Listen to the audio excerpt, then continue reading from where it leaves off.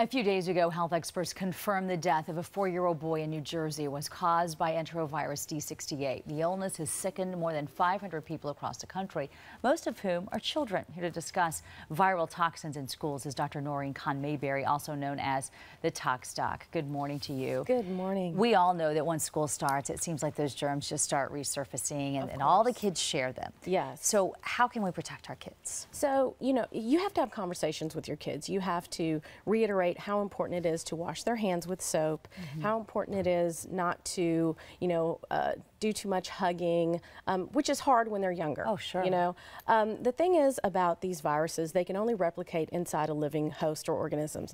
But there's several hotbeds or breeding grounds within schools that you can tell them to watch out for. Okay, I know parents are listening closely now. So there's a few there's actually areas in the school where there will be more germs? Yes, yes. So you think about bathrooms, most people think, okay, the toilet is the issue. Not necessarily so, because those get cleaned pretty routinely. However, the door handles and also the faucet handles, those are areas where you've got, live germs and viruses that are breeding. We've got a lot of high humidity in Houston, and so, those areas, if they don't get wiped down as often, a lot of splashback, you can have an increase in humidity there.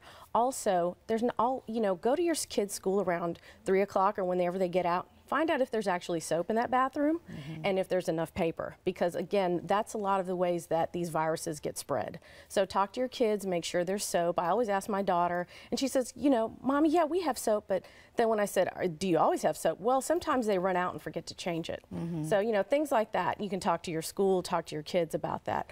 Also, we don't think about it, but lunch trays. Lunch trays hardly ever get wiped down, and the ones that do get wiped down or steamed, they aren't generally dried properly. Again, we're talking about a highly moist environment. That's a perfect breeding ground for these viral toxins. Well, and enterovirus is still not that big of a deal in Texas, and we hope it stays that way. But there are a lot of other germs going around and a lot of other viruses. Oh, definitely. And enterovirus, the traditional enterovirus, mostly has symptoms in the GI tract. But the enterovirus D68 is one of 100 non-polio viruses that causes these respiratory type symptoms that are cold-like symptoms. So the young boy who died, he was asymptomatic when he went to bed, but he never woke up. So we have to be careful for our kids, teens.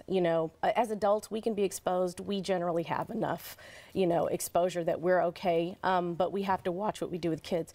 Teens, be careful in those showers at school, the floors of the showers, the walls of the showers. Those are really areas that they need to be careful, wearing shower shoes or flip-flops, not really leaning on the wall while they're taking a shower post-sports or PE. And I hear you talking about these areas, and I try to figure out what would a young child do about it, because I really don't see a child going over and saying, oh, I'm going to go get a paper towel to turn on the handle and the faucet to wash my hands. So what do you suggest that they do? Just, I don't know. I just don't see it happening. Now I say, give them, some antibacterial wipes, send them with them, the ones without the triclosan, of course, but send them with wipes and just talk to them about it. You'll be surprised how young these kids will pick up on these habits. My daughter used to always watch me grab a paper towel at the doors and on the faucet sinks, and she picked up on it without me even talking to her. Okay. So, they mirror our habits quite a bit. If they want to protect themselves and not get an illness, it makes sense that you would want to do it. Thank you for being here. Thank you so much. Good to talk to you.